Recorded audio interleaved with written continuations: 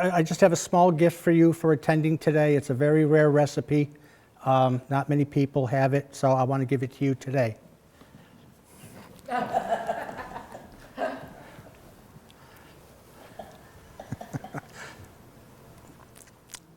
So the next time you have elephant pieces, go ahead and try the recipe out. So I want to talk today about Columbus. He is a Lenox legend. There is a lot written about Columbus. There are a number of newspaper articles. Circus historians have written about Columbus. And what's really interesting is hardly any of the same two stories are the same. Everybody embellishes the story, especially newspapers. They have different dates for when he was here and when he died. They have different dates for his age. Some stories say he was 100 years old. So you really, if you start looking up about Columbus, you're going to find out that you may have to check multiple sources to get the right information. So Columbus came to America in 1817. He was bought originally by Phineas Barnum, who later became P.T. Barnum and teamed up with Bailey to start their circus in 1889. From what I could find out, Barnum didn't keep the elephant long. He did pay $12,000 to have him brought over from Sri Lanka, but he sold the elephant to James Raymond. In 1817, circuses really hadn't started at all.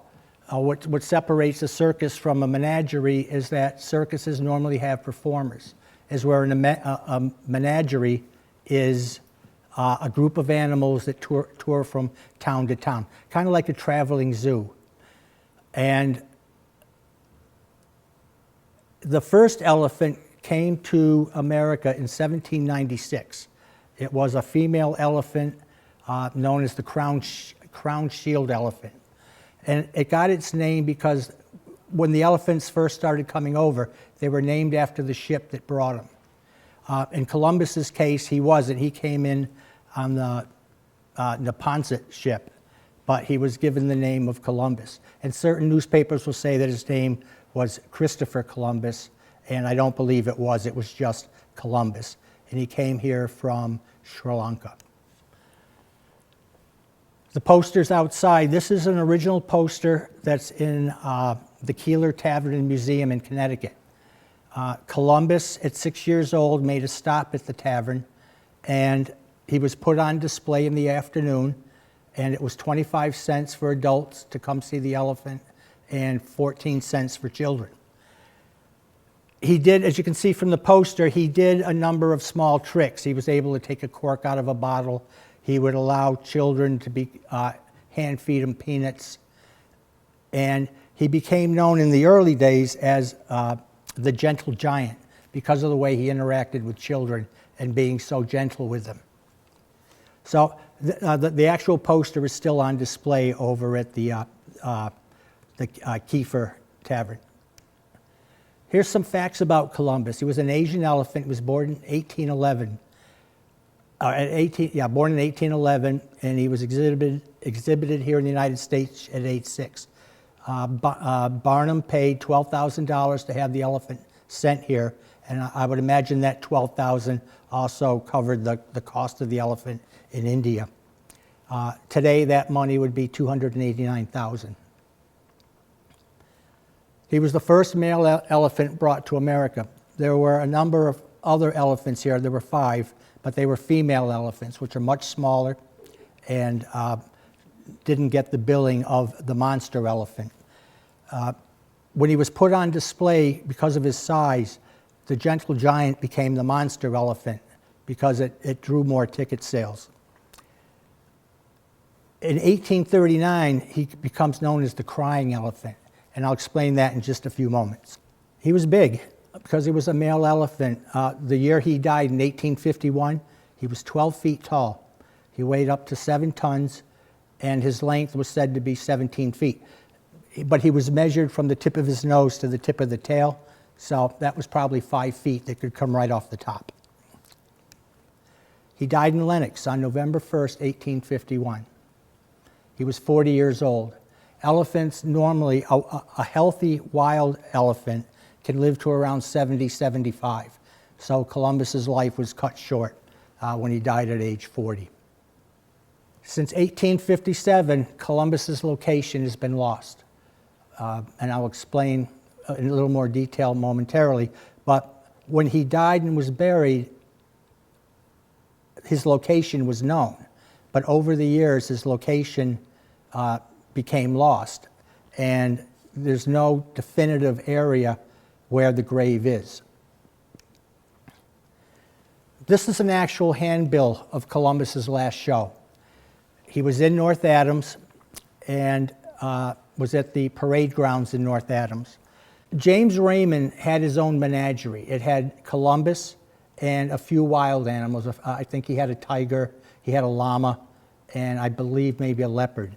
It wasn't uncommon for the menageries to team up with other menageries to get more animals for exhibition.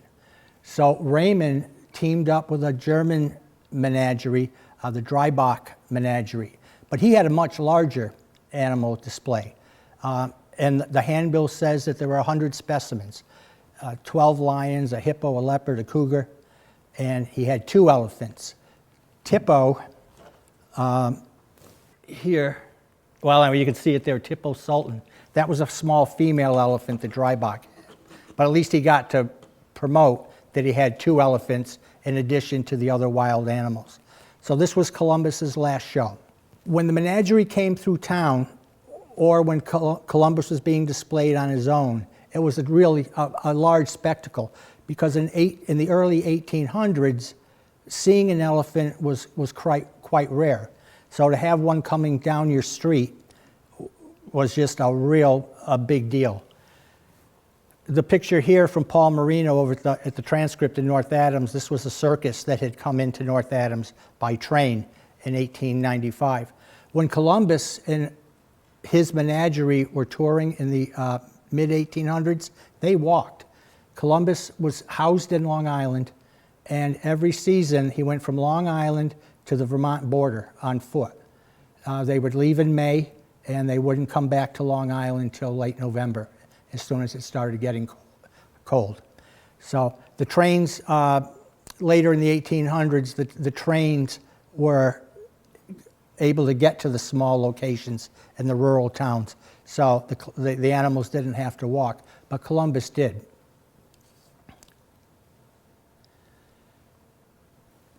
The biggest problem that Columbus had going on foot from town to town were dogs. There was an advance team for the menagerie, and these people would go to the town fathers saying that the elephant's coming to your town. The advance team would scope out where the elephant would stay for the night, where it would get its food and water. And one of the biggest things that they tried to stress to the town leadership was that the dogs had to be tied up or kept inside, because they would not be responsible for the death of a dog for spooking the elephant. The elephants were known to either crush the dogs with their feet, or one swath of their trunk would take the dog out. So they stressed it as much as they could that they wanted to protect their animals. Columbus and all the other animals were very expensive to keep. A mature elephant can eat up to 500 pounds of hay a day, and they drink up to 50 gallons of water. So these advance teams had to make sure that the food was going to be available for the animals. They had wagons that were part of the touring group, but the wagons could only hold so much hay. So the advance teams had to secure the food for the elephant. But 500 pounds of hay, I don't know how many bales that is, but it's an awful lot of hay.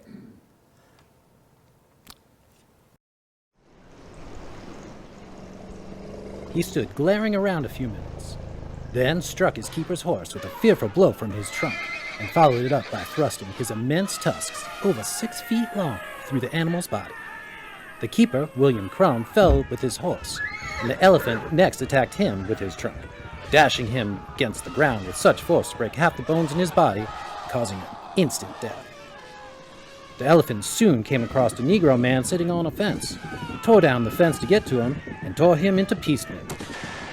The hero met his match after a combat of nearly an hour, having received 3 bullets from the rifle just below the right eye.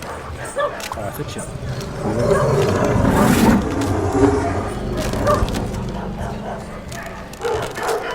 The New York Times ran this story, let's see if I got a date here, about 25 years after the Rampage of 1839. And so they reran their story, and that commentary was an excerpt from the New York Times story.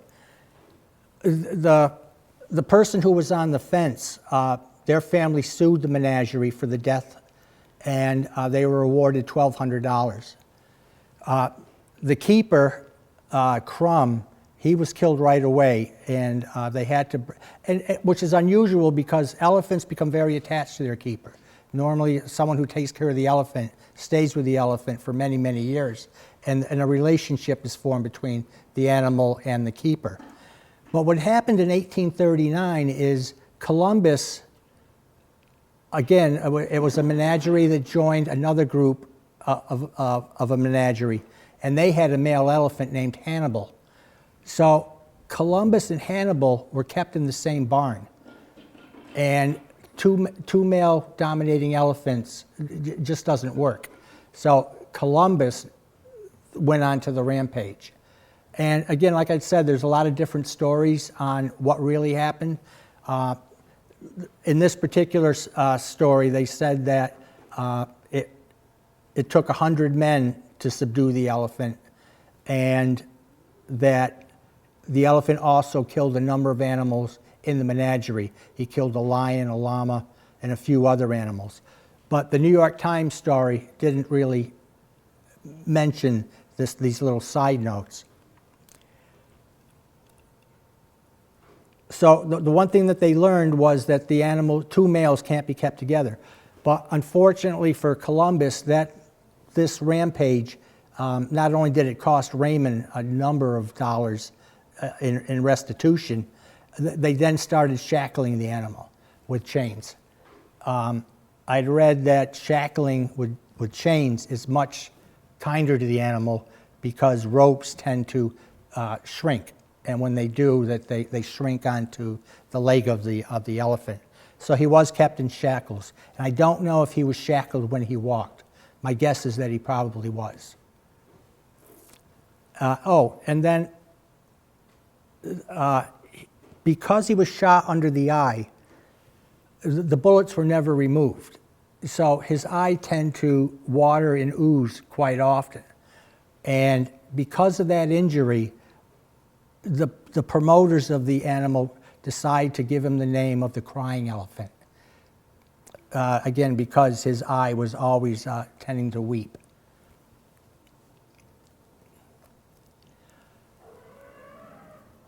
It was the beginning of the end for Columbus when he left North Adams and headed to Stockbridge.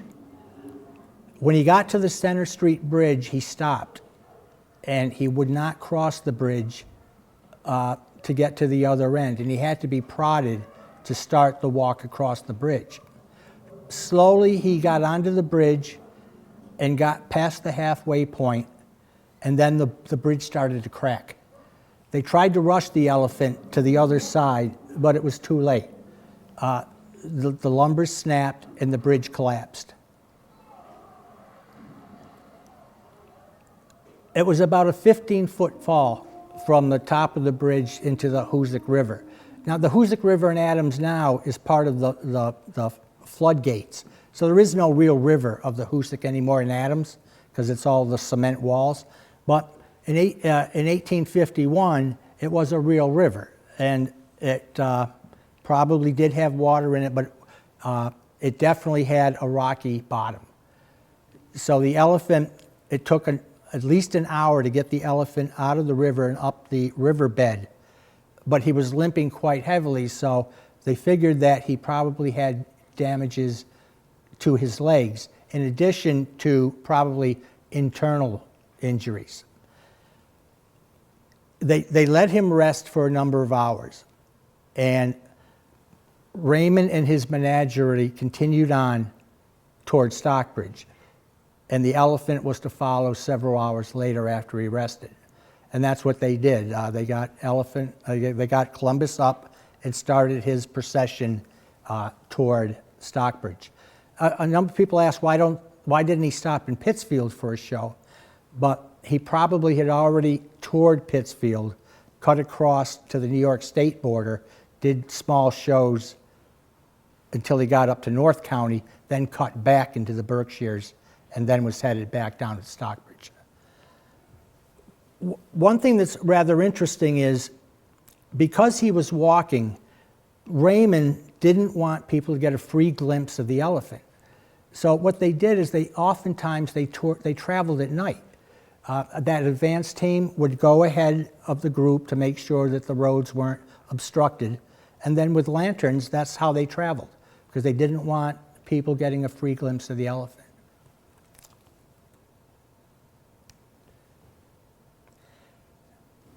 So this is a map of 1884. It's available over in the Lenox Historical Museum.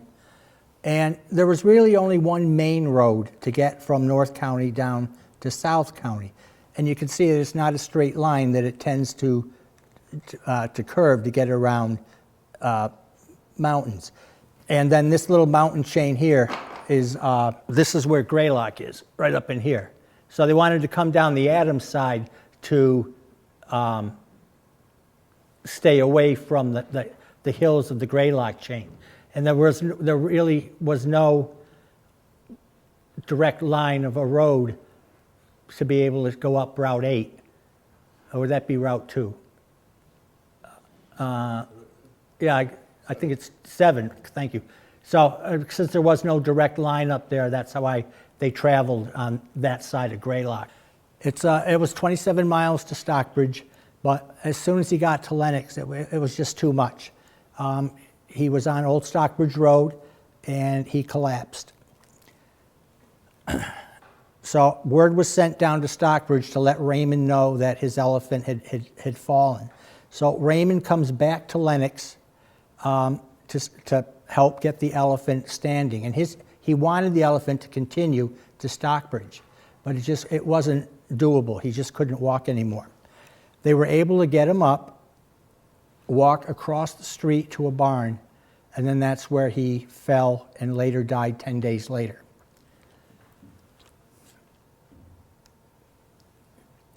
Williams College. Is there any alumni from Williams here? Okay, good, because Williams doesn't come off looking really great in this story.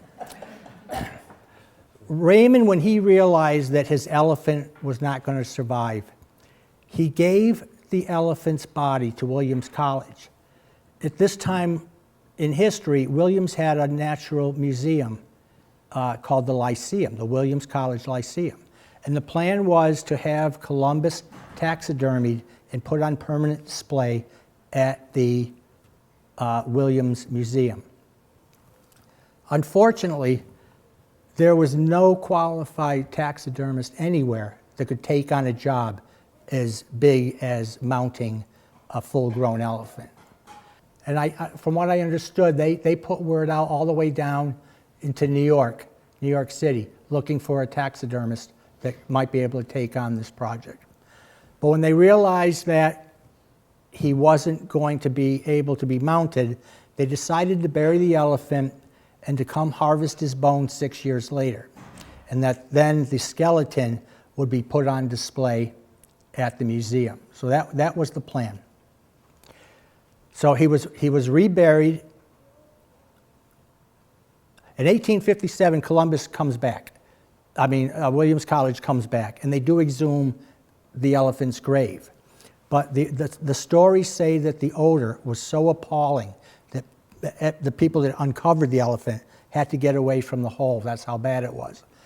Once they got themselves put back together, they examined the grave and saw that he hadn't started to disintegrate anywhere close to having his bones harvested. They said that his skin was like freshly tanned leather, that it was wet and pliable instead of being dried up and falling off the bone. After he's buried in 1857, his location is no longer known.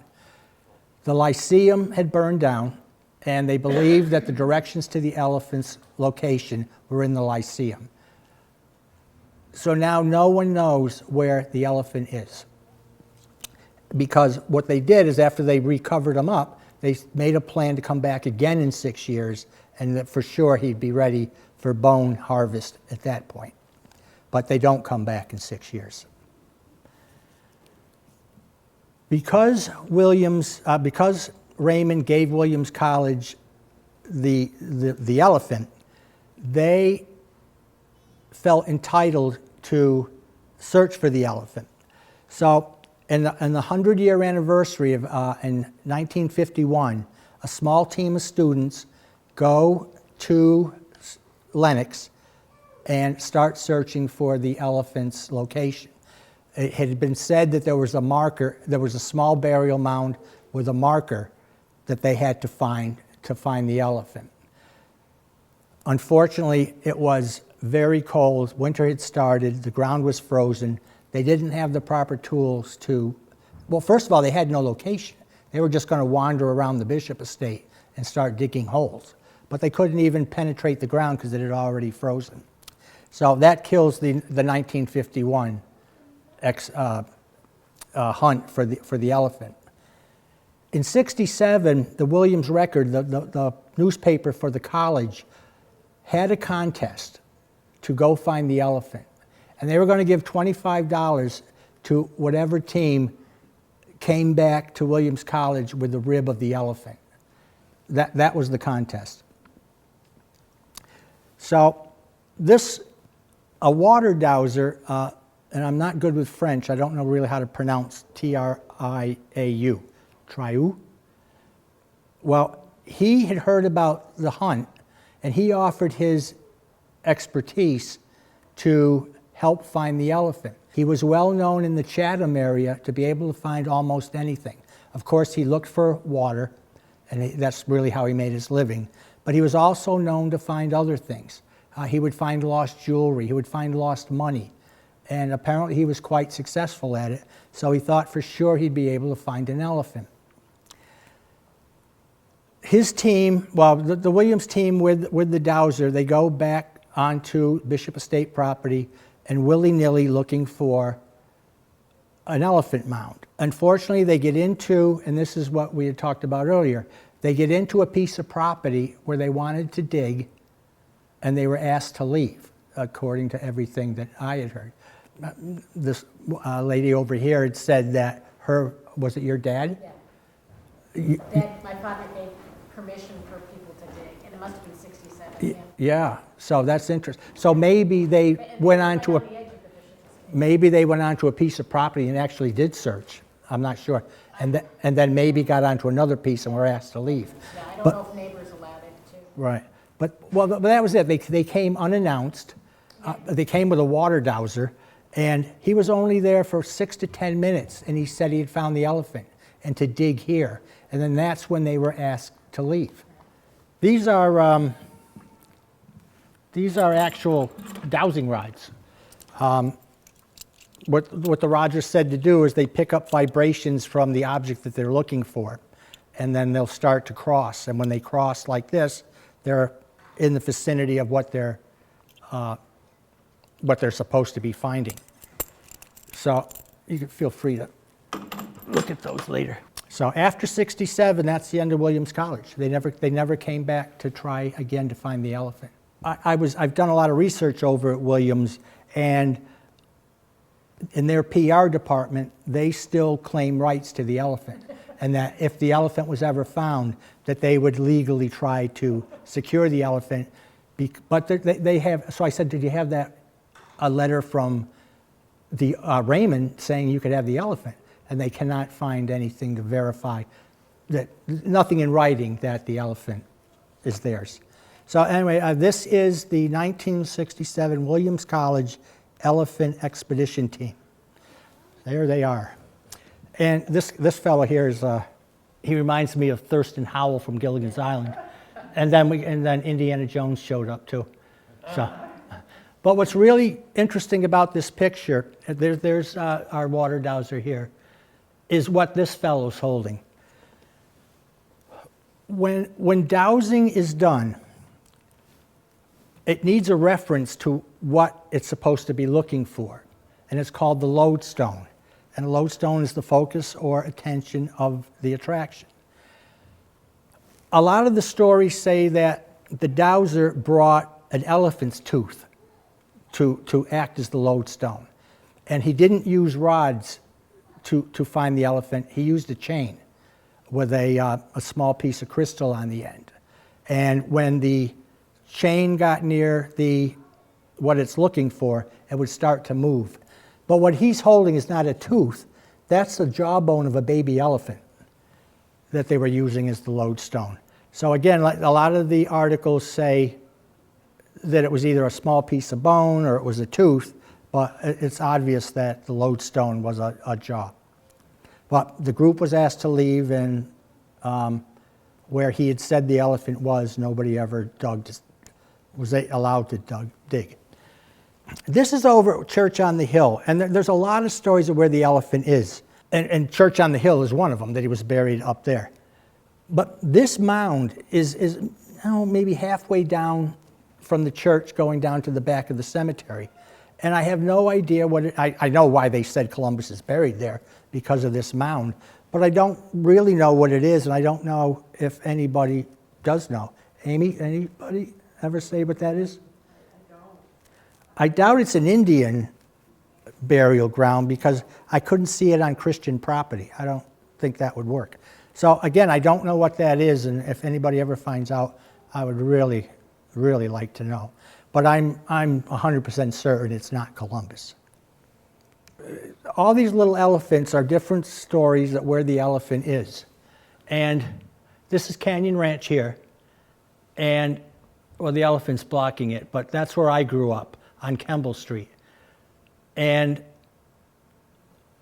this is the Shakespeare and Company property here. They said he's to be up there. This is a lot of the Bishop estate is in here. It's all been subdivided now. This over here is Skirmerhorn Park and part of Bellefontaine. And a lot of people have said that that's where the elephant is, up near Bellefontaine. Dave Fromm is from Lenox. He's an author, and he grew up at Skirmerhorn Park. And he recently wrote a book that's available here at the library called The Duration. And Dave grew up knowing the story of Columbus, and always as a child thought that Columbus was in the woods next to his house. So when he wrote the book, he refers to Lenox as Gable instead of Lenox. And what's lost is not an elephant, it's a rhinoceros that's buried on an exclusive spa in Gable. And then it's kind of a coming-of-age story. And in this story, the rhinoceros was said to have died 100 years ago. And the idea was to find the rhinoceros to take its horn. But it's a good read, so if you ever want to check it, it's available at the bookstore, and it's here at the library. But Dave was absolutely convinced that, because he grew up with the story, that the elephant was in the woods of Bellefontaine. So this is Bellefontaine. And actually, I went to school at Bellefontaine when it was a seminary. I was there for 4 years. And we always heard that the elephant was on the property of Bellefontaine. And I was always skeptic, because my father swore that the elephant was in our yard, where our septic tank is. So, but in the woods going towards Skirmerhorn Park, there was the tea house. And of course, it didn't look anything like this. When Mrs. Foster had tea, there was an aviary here. She was known for her award-winning roses, and a lot of the wild birds could be seen nesting on the property. So it didn't look like this, but it did, when I was growing up, it looked like this. And that's what Dave Fromm remembered. He remembered the pavilion in the woods, all overgrown, but he always said it was the elephant's house. And we know that it isn't. It was always known as the tea house.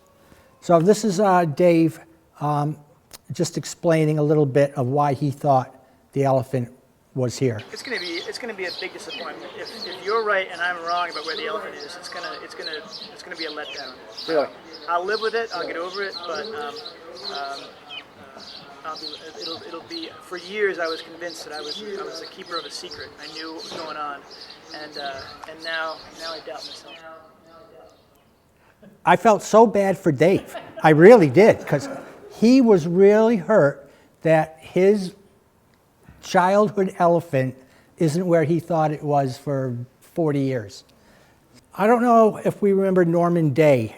Norman and the Day family were our neighbors on Kemble Street. He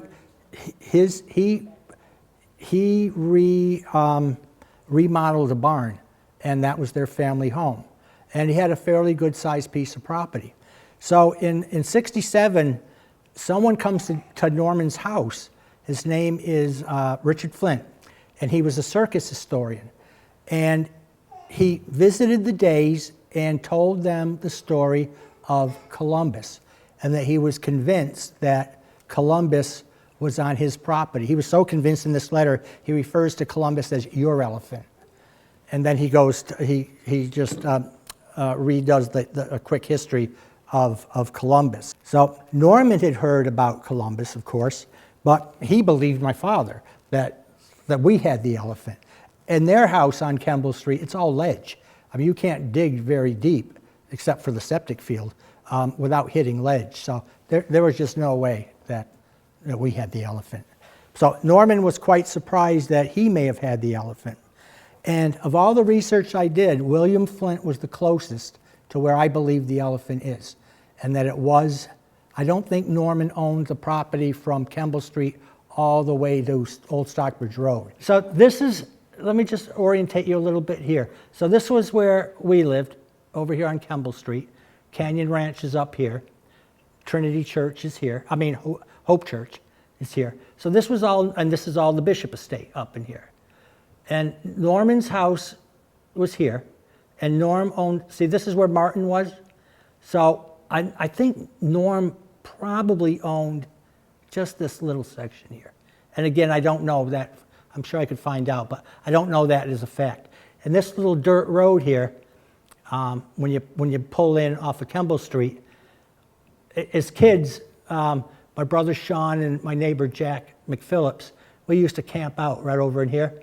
And without fail, every time the wind blew, my brother would go, "Shh, do you hear that? That's the elephant screaming." So every time when the wind blew, he would say that. So this is where that little carriage area is. So the little carriage house was here, and then now it's like a luxury home. It's been totally redone, and it's a summer house for some folks in California. And then here's the entrance to Elm Court, and then this area here. So this person here owns, after this house here, owns all up in here. So because it was such a big area, and finally I had gotten some direction on where to look, I narrowed everything down into this area where the elephant might be. And there's a lot of people who disagree with me, saying that he's farther up on the Bishop Estate. This is where it gets kind of interesting. Our own Amy Lefebvre got me in the right direction. Amy told me about the letter that Catherine Sedgwick had written, that she went to see the elephant die. It's a remarkable letter. She sends it to her niece, I believe, in New York, Boston, and she, at the time, lived on Kemble Street with her, help me, Amy. With her brother and sister-in-law. The homestead is where Springlawn Mansion is today. Right. So that's where she was. And so she writes this letter, and this is what the letter says. The poor elephant is no more. William's gay words were hardly a fit accompaniment for his sublimely dreary carcass. I saw him dying on Friday. He lay quiet, looking dreamily around, his proboscis curled up, without struggle or movement, seeming to express the submission of the mightiest thing on earth to a stern, inexorable, omnipotent fate. It is odd enough, but he reminded me of a dying gladiator.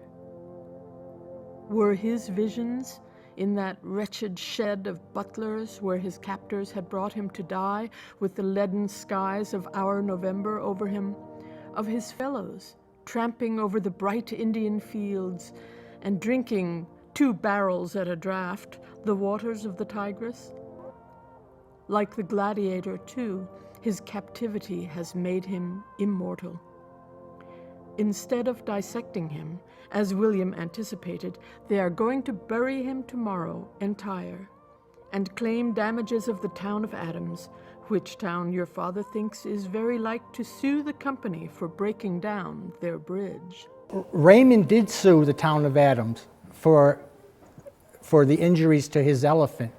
And of course, Adams countersued him, saying that we're under no obligation to make a bridge strong enough for a 5-ton animal. It took 6 years for the trial to finally end. It went all the way up to the Massachusetts Supreme Court. And Raymond lost. The court sided with Adams, that Raymond wanted $20,000, and they said no, that Adams was right, that they weren't responsible for making a bridge strong enough for an elephant. But they did give Raymond, he didn't live for the ending of the trial, but they did give him some money to pay for his legal fees. But he did lose that lawsuit. But this was an amazing letter. It has all the clues. And just as a side note, so many people came to, he lasted 10 days in this barn. And the stories say that people in town up here could hear the elephant wailing at night. That's how much pain he was in. But so many folks came down to see the elephant from town and from other parts in the county, and then crossed through the Bishop estate to get to this barn. And the walk was called the Elephant's Walk because they had worn a path. So many people came that they had worn a path. And this miser Raymond, he had the nerve to suggest that he will charge people to come see a dying elephant. And of course, he never did. But yeah, anything for a buck. So Catherine has all these great clues, and for me, it ended the whole story. First of all, she says, I went to see him dying on Friday. So that pinpointed the date of 1851, and that it was November 1st. And she also says in that letter, to me, this is the most important part, that wretched shed of butlers. She identifies the property where the elephant was resting. And then her last clue was that they were going to bury him tomorrow entire. And the reason that's important is because, again, all these stories that contradict each other said that the elephant was cremated, that the elephant was dissected, and then she says no, that the elephant was buried whole, where probably on the property of butlers. Again, the Lenox Historical Society had these incredible maps, and in this map, it shows us exactly where the Butler property was. And again, this is all the Bishop estate in here. This is 1854, so this would be 3 years after the elephant died. It's showing that there's a little bit of a hill over in here. So these are all really important clues. My guess is that this is Walker Street, not Kemble Street. I don't know if Kemble was a street then. Sorry, that is Kemble Street. It is Kemble. Yep. Okay. It had just been built in 1850, because they needed a second road going from the courthouse to Stockbridge. That was better than Old Stockbridge Road, Great. so they called it a new county road. Okay. Also, where you see John Walker and R.H. Walker, that was a drive that went from Kemble to Old Stockbridge, and it's about where those paths that you were talking about on Bishop Estate. The Elephant Walk? Yep. Yeah. Yep. And then Mr. Butler, that would have been Luther Butler. So yes, it would be south of those Bishop Estate buildings, and not north. Okay. So when Sedgwick mentions the property, and then I found it here on this map, my guess is that that may have been the farmhouse, and that these were either the barn or some sheds. So I'm under the assumption now that this is where Columbus was taken after he fell on Old Stockbridge Road. This is another map over at the Historical Society. It's 1904, and this one's kind of interesting now. This is Interlaken. It's the house that, a summer house that Bishop had built over here right off of Old Stockbridge Road. And what's interesting on the 1904 map, it still shows, on the legend for this map, it says a building with an X through it was a barn. But it still shows some of the buildings that were on the Butler property. So from 1854 to 1904, I believe that these buildings survived and that they're right here. And this circle here is where the barn would be, because it says on the legend that X's are barns. So now if I take this property and overlay it onto this map, again, it's not to scale, but this is where I believe the area that Columbus was taken to. There's that little island in the driveway, right there. So Interlaken must have been right in here. So I don't know if Williams College, where they were looking, I don't know if they were over in here, they may have been farther down the street, but I believe that the Elephant is over in this area. But in addition to homeowners not wanting to dig, it also stated in this article that the Williams College students forgot to bring shovels. Yes, yeah. I'd read that also, that they came down the first time and they didn't bring any tools with them. Yeah, and actually that may have been the 67. It might have been the 67 group that decided not to bring tools. Yes. My whole premise on where I think the Elephant is that Columbus was buried where he died. I don't believe that. First of all, there really were no power tractors on these farms in 1851. So, and I don't think that the farm owners would risk damage to their plow horses trying to drag 5 tons across the ground. So I'm under the assumption that a hole was dug very close to where the Elephant died and he was rolled into it. And if he wasn't, then my theory is not going to be correct. So, but the hole probably was, it was definitely hand dug, and it would have to be a very large hole. But because these were active farms, the Bishop Estate is probably riddled with animal bones. Horses dying, cows dying, dogs dying. They just dug a hole and put them in there.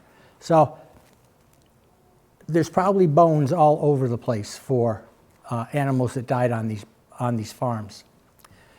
This is a group of soldiers trying to bury a dead horse.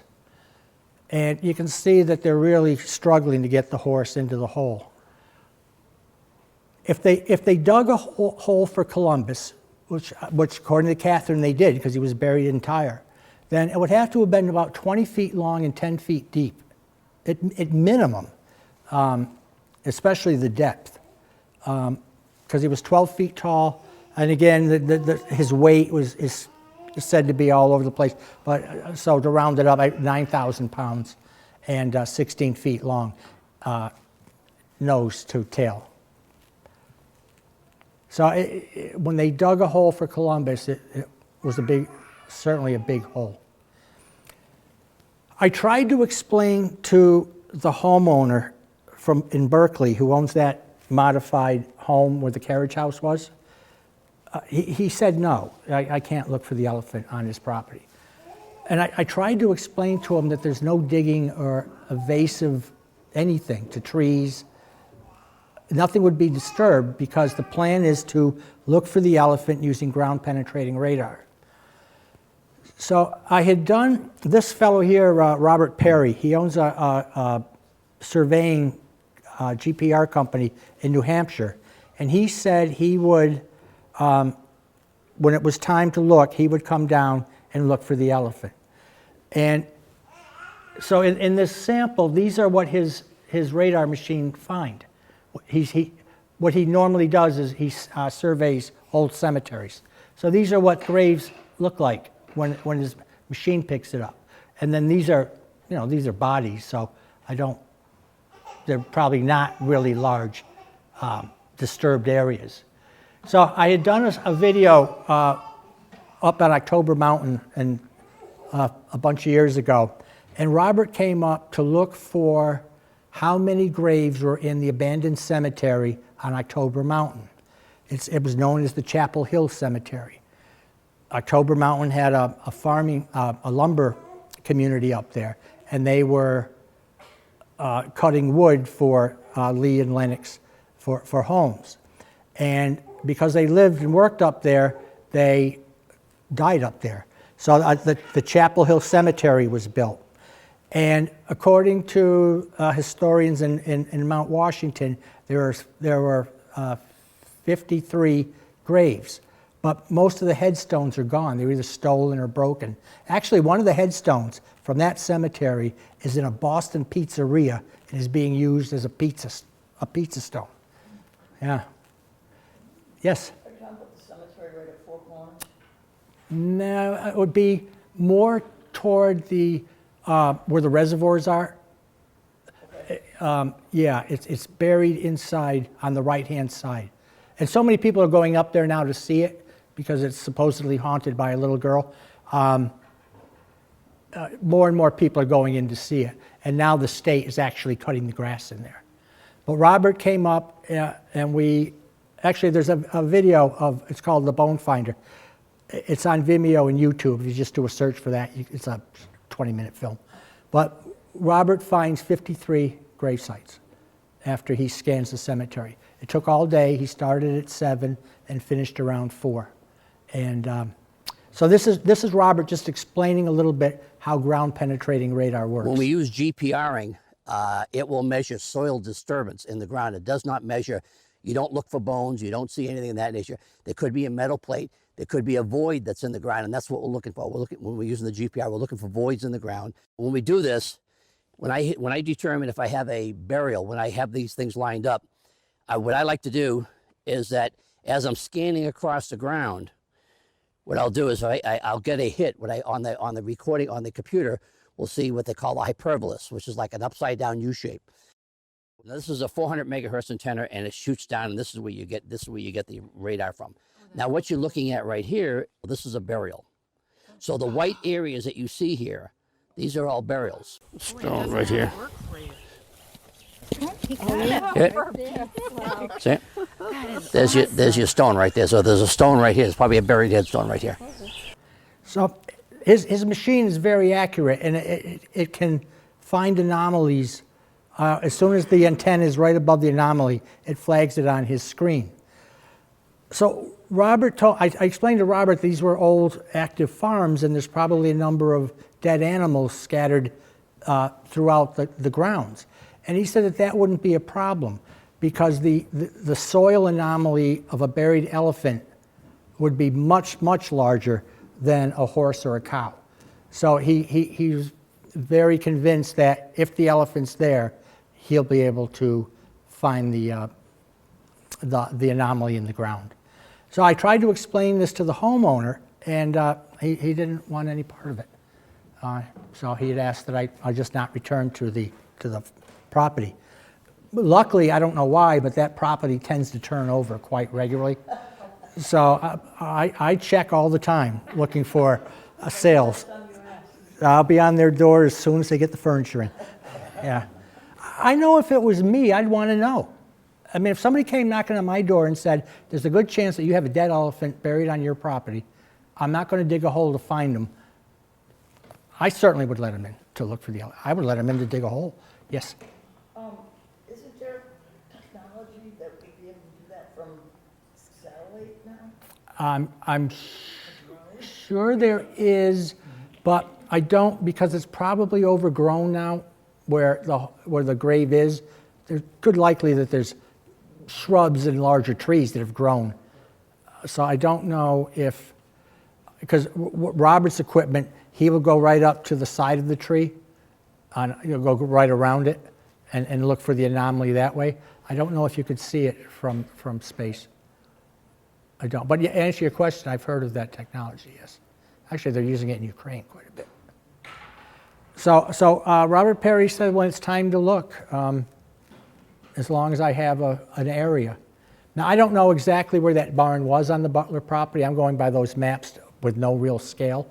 So I'm guessing that the foundation for the barn, not that it was a cellar hole, but where the rock walls were, those are probably still in the area. They may be underground now, but his equipment would pick up the border of where those barns were.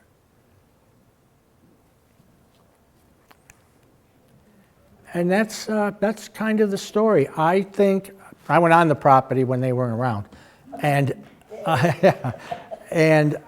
there's a small mound. It's pretty close to Stockbridge Road, where the barns might have been, and I think it's a good place to start.